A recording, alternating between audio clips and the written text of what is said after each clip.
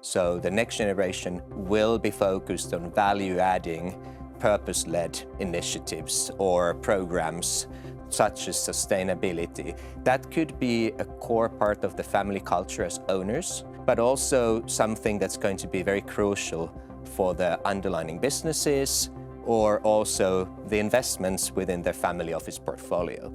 Hello and welcome to the latest episode of PWM's Family Matters video interview series. Today, I'm delighted to be joined by Lauri Oinaala, EY Family Enterprise and Global NextGen Leader for Europe, Middle East, India and Africa. Lauri, welcome to the FT Studios. Thanks so much. Lauri, family enterprises are often seen as uniquely resilient. From your experience, what key traits help them weather market disruptions better than others? And what makes them such influential economic players?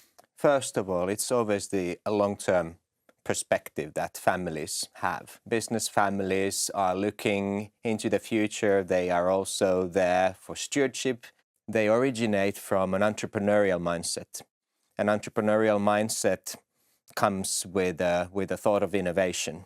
So I think that really helps them to navigate also times when you are actually going through a little bit of a distress in the markets. Those two elements really make them thrive and sometimes actually outperform companies that are owned in a different way. So how do family firms balance preserving tradition with need to innovate and stay competitive? You need to be agile towards the market, and you need to be agile towards your family. Both change over time.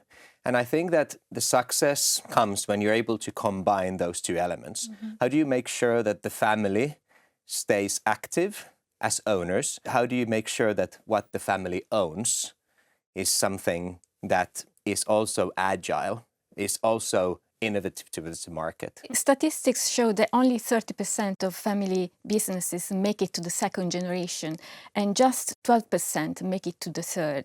So why do you think the survival rate is so low? You could see it from a slightly different perspective. So it's a third of companies every generation succeed further. And I think that there's a lot of other reasons than just failure. You actually have families who are planning to exit from businesses. They might consider that the businesses are within industries where the competitive landscape is different, and the family also is focused on building success through other industries. The 30% rule, I think that if it's due to a strategic move for family businesses to invest somewhere else, if it's by plan, it's totally fine.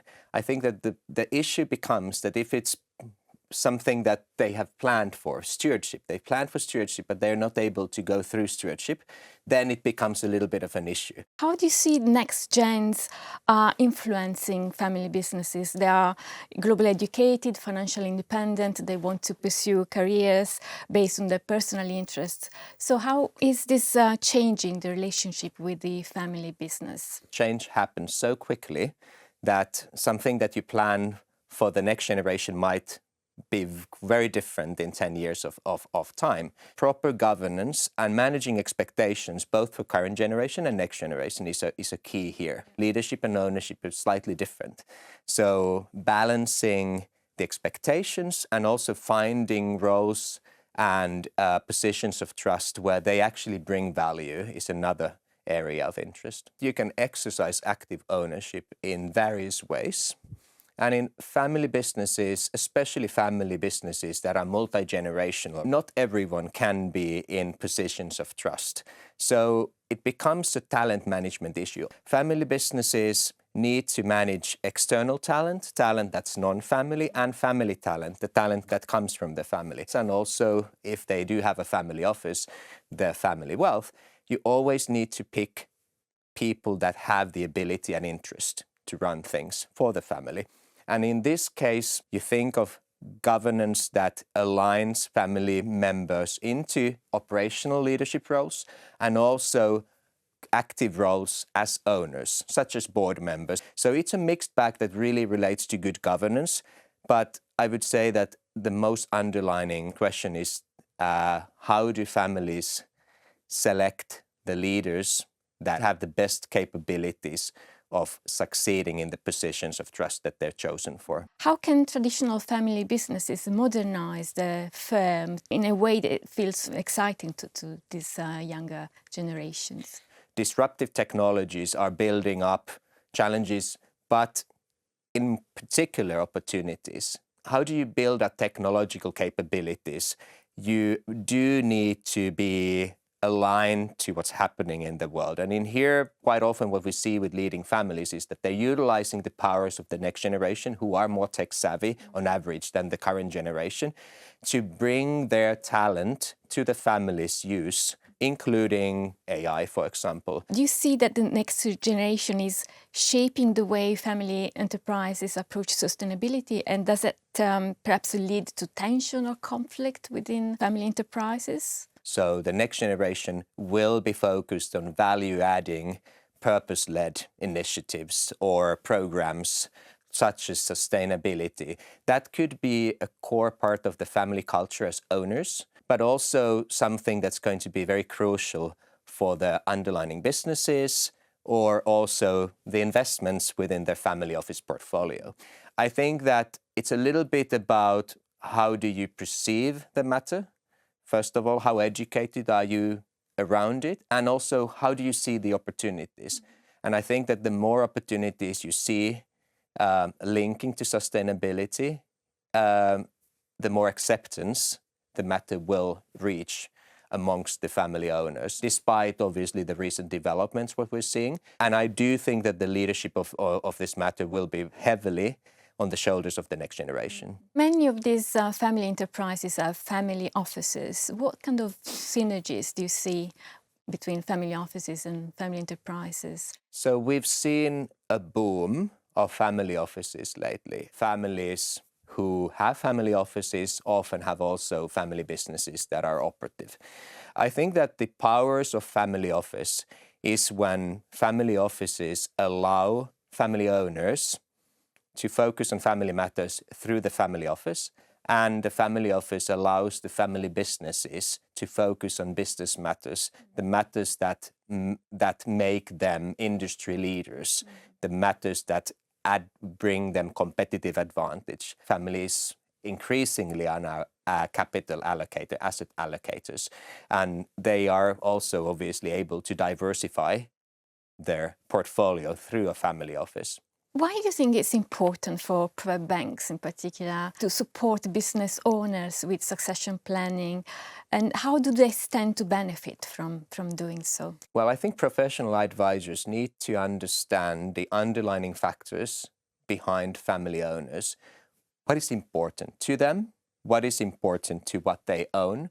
And how does the family culture kind of lead them forward as a business owning family? We know from research that generations actually are very keen on having their own advisors when they take charge. There you need to be aligned to multiple generations and listen to their needs quite carefully nowadays in order to add value, whether you're adding value to their family wealth, or whether you're adding value how their businesses are succeeding, or both. So family businesses really are driving more innovation, sustainability. So does helping them thrive across generations kind of give private bankers, advisors an opportunity to play a more meaningful role in the society? I think that the role of advisors is always to support the ideology behind a business owning family. But again, I would say that it's important and increasingly important to understand where the family is strategically heading. You need to understand the context where you're giving advice. You need to understand the context of how does the current generation see the next generation taking over. In that sense, you need to be a little bit of a generalist. There are a lot of questions, and asking the right questions from your clients allows you to narrow down the approach. How do you serve them? So they need to be very much holistic advisors. Today they're mainly focused on investment management, so it's about understanding family dynamics and perhaps the emotional side of families too. families have to balance the rational side of business with the emotional side of family. So they're two systems that are intertwined.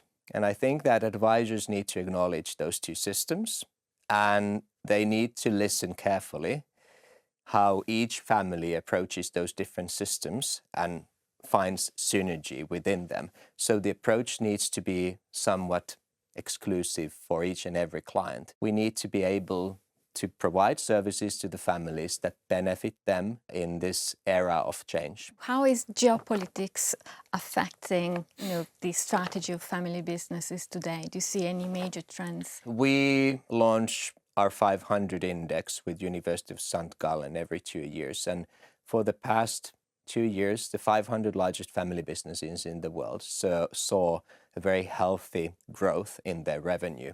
I think that families are quite well equipped to ride the wave of disruption due to their long-term thinking, and secondly, due to their quite lean governance model. The fact that families have really been able to gain and build assets throughout the last few years. I think that they are probably in better shape than we think to really navigate through the disruptive landscape that we're seeing for the time being throughout the world, actually. Thanks again, Lauri. It's been a pleasure having you. Thank you all for watching. Until next time.